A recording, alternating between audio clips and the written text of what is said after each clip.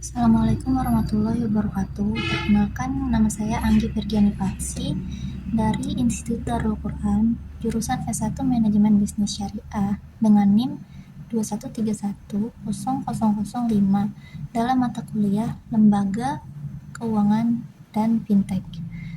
Dalam kesempatan kali ini, saya akan membahas mengenai BPR dan BPRS. Apakah menyimpan dana di BPR atau BPRS aman? Sebelumnya saya mau menjelaskan apa itu BPR. Bank Perkreditan Rakyat merupakan lembaga keuangan yang hanya menerima simpanan berupa deposito berjangka, tabungan, dan atau yang lain sebagainya yang dipersamakan dengan itu, dan menyalurkan dana sebagai usaha BPR.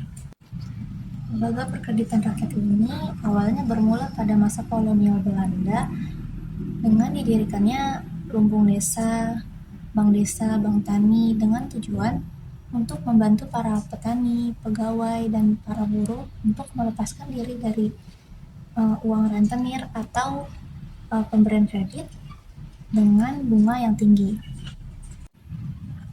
Menurut Otoritas Jasa Keuangan (OJK), prinsip usaha yang dilakukan oleh BPR yang pertama itu bisa BPR menghimpun dana dalam bentuk simpanan seperti deposito berjangka, tabungan, dan lain-lain.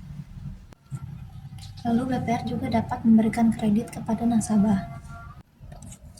Yang ketiga, BPR dapat menyediakan pembiayaan dan penempatan dana sesuai dengan ketetapan Bank Indonesia.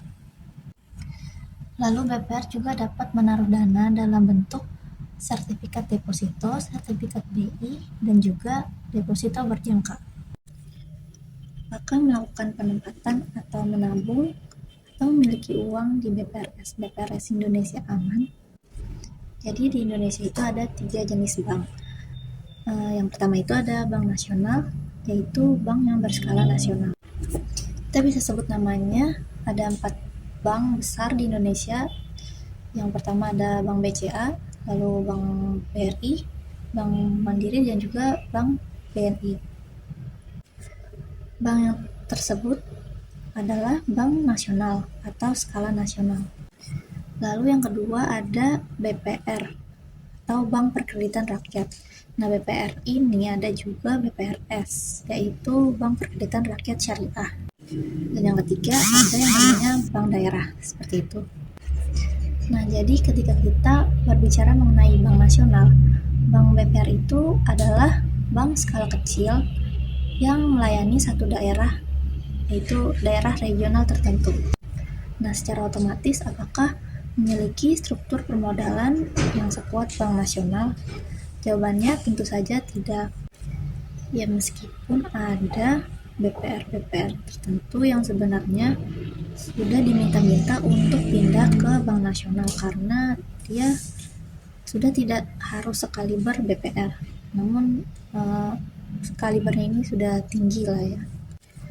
Nah, jadi harusnya dia naik, tapi dia akan tetap stay di sana karena dengan berbagai macam alasan yang dikemukakan oleh para manajernya dan juga para pemegang sahamnya.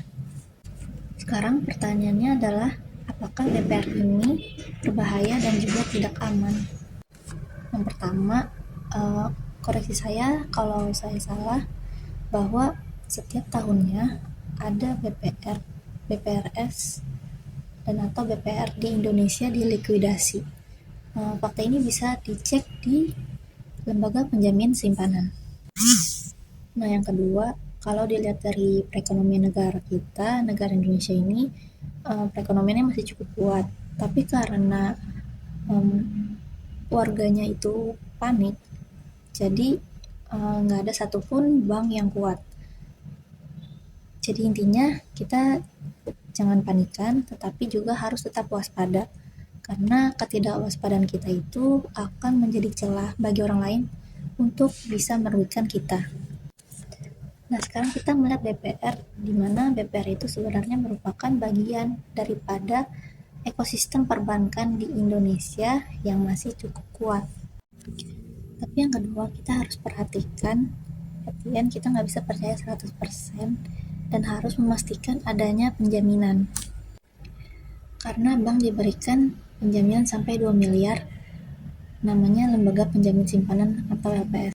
Nah, pastikan kita punya simpanan itu sudah dijamin oleh LPS dan kita juga cakap untuk menerima penjaminan tersebut. Yang pertama, kita tidak boleh memiliki itikat merugikan bank. Misalnya kita punya tabungan di BPR, tapi kita gagal bayar kredit di Bank Nasional, atau kita gagal bayar di BPR lain, tapi deposito di BPR. Nah, itu kita tidak cakap untuk menerima penjaminan simpanan tersebut. Yang kedua, jangan mendapati janji-janji bunga bank yang melebihi dari nilai yang ditanggung oleh lembaga penjamin simpanan. Dan yang ketiga juga, jangan penempatan dananya itu melebihi dari yang dijamin oleh LPS. Kalau BPR per BPR, artinya kalau nanti ada BPRA tapi adalah BPRA Jawa Barat dan BPRA Jawa Tengah, dan kita tempatkan dana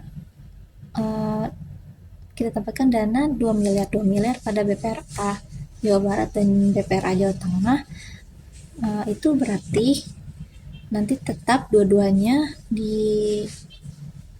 ditanggung oleh LPS, seperti itu. Sekian penjelasan dari saya. Semoga penjelasan tadi bermanfaat buat teman-teman.